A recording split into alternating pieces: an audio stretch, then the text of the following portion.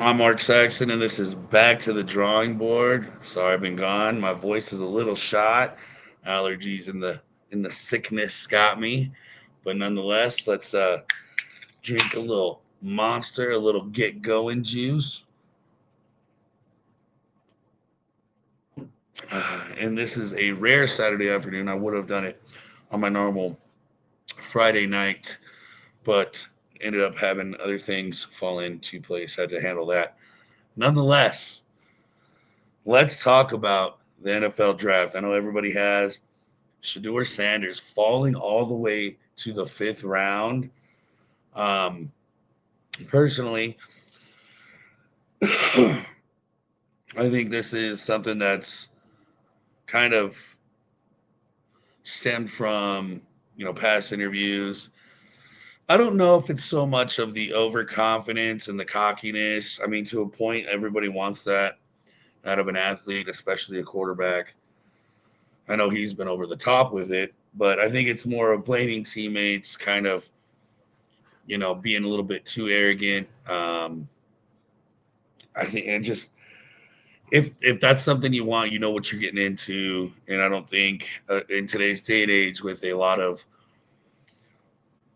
money going out to some of these positions, especially the quarterback position, it's not somebody you don't want to add fuel to that fire. I think that's why a lot of the reasons why he dropped.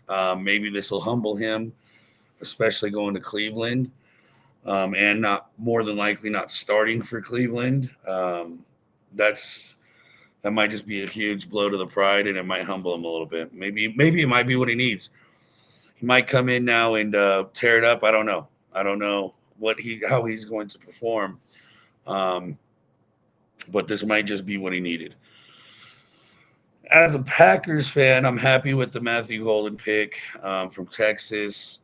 That first round, I think we have a strong receiving core. Everybody kind of got injured at the end of last year. Watson been hit by the injury bug as of late, so I like the pick. Being that we were 23rd, I think. I don't know what else we really could have gotten. Being that Matthew Golden was still there was a good deal. Would have liked to see um, uh, a more of an addition to the offensive line. Maybe some addition to that secondary. Still time. We'll see. I like it. Can't complain with the Packers, and I love Clay Matthews coming out and letting all the Bears fans know that the Bears still suck. That was phenomenal. So moving on to the NBA playoffs, which is heating up, and being that I'm a Celtics fan, I'm going to start with the Celtics and the Orlando Magic, and I think being that Boston's up 2-1 now, I think Orlando realizes that they're outgunned, and that's why they're playing borderline dirty basketball, pulling Jalen Brown down like that, ugly play. But they're doing not that I like it, but they're being physical and provocative enough to get into the C's head, and it looks like it worked that game, going up 95-93. I still say C's going to take it in 5-4-1. Not worried about it at all.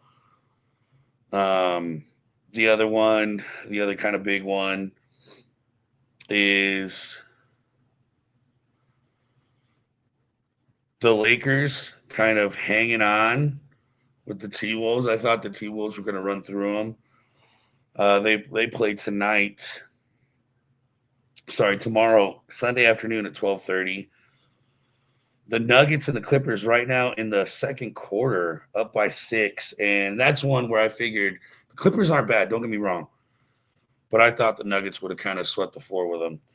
They're up 2-1, up 40-34 right now with about 5.5 left in the second quarter. Grizzlies obviously dropping all four to the Thunder. The Thunder is on fire. The Rockets and the Warriors. Now, the Rockets I expected to come out way better than what they've been doing, but tied at one. Play tonight at Golden State, so that'll be interesting. And then Cleveland Obviously, 3-0. They were gonna do damage. Another team that was going in hot, beating the Heat. Sorry for my voice once again. The Pacers and the Bucks. That was tough. That was a toss up. I was gonna give it to the Pacers anyways, but the Bucks are always tough. Indiana in the lead 2-1. They play tomorrow night. Knicks and Pistons. I gave it to the Knicks from start. I don't think the Pistons are going to do it. I don't think they have enough gas in the tank. Knicks up 2-1. And I'm still sticking with my C's winning it all. I don't care. I think it's going to be C's and Cleveland for that conference final. And I think it's going to be OKC and the Nuggets for the Western Conference final. So that'll be interesting as well. But still taking the C's all day long. Moving along to the MLB, where my Padres have started off absolutely phenomenal this year with the best record in baseball, but dropped a couple in Detroit. So, as it stands right now, 17-9 are the Padres, 18-10 are the Giants, 16-10 are the Dodgers, 14-12 are the Diamondbacks. The NL West is absolutely stacked this year. So moving along, and once again, I chose the Padres to win that division, and I'm sticking with it. In this division, I think I chose the Brewers, not looking too good, but the Cubs, 17-10, coming out swinging. Reds 14-13, Brewers 13-15, Cards 12-15, and Pittsburgh 11-16. Chose the Phillies to win the East. They're in second place right now. The Mets are 18-8, Phillies 13-13. Miami 12-13, Washington 12-14, Atlanta 11-14. The American League West, I chose the Rangers, and they are in first, 15-12. Seattle right behind them, 14-12. Houston 13-12, and the A's 13-14, and the Angels started off decent, hit a rough patch. Now they're 2 games under 500 at 12-14. Now the Central, I picked the Twins to win it. Detroit 16-10 in first place. The Guardians 15-10. Kansas City 13-14. Minnesota 11-16. And the White Sox just absolutely atrocious at 7-20. Going to the East where I gave it to the Yankees who are on first, 15-11. Toronto at 500 at 13-13. Boston at 500 at 14-14. Tampa 12-14. And the O's just can't get it figured out. 10-15, 5 games under 500. Ouch. In other news, Barcelona just took Copa del Rey, beating the Real Madrid in El Clasico with a goal in extra time, winning it 3-2. Go Barca. Picked them to win on my bets today. Also, a UFC fight night taking place tonight. A free card. Be sure to watch that. Some good fights. The top 4 I'm looking at are Pereira.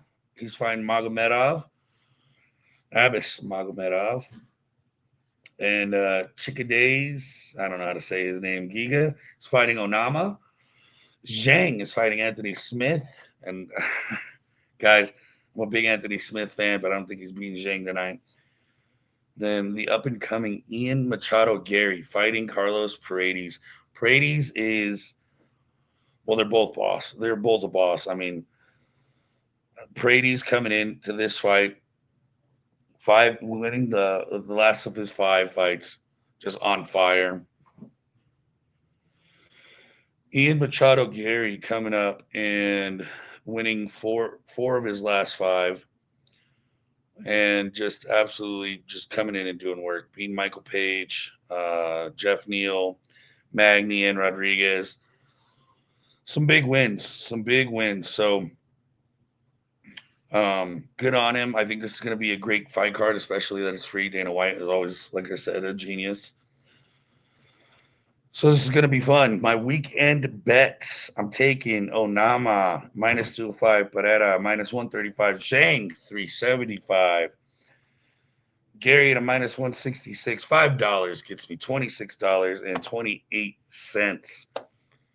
Once again, I'm Mark Saxon. This is Back to the Drawing Board. Sorry for missing you last week, and a rough voice today, coming in late to this week. Hopefully, I can get back on it, get to it. And once again, drink and gamble like degenerates and enjoy your weekend full of sports.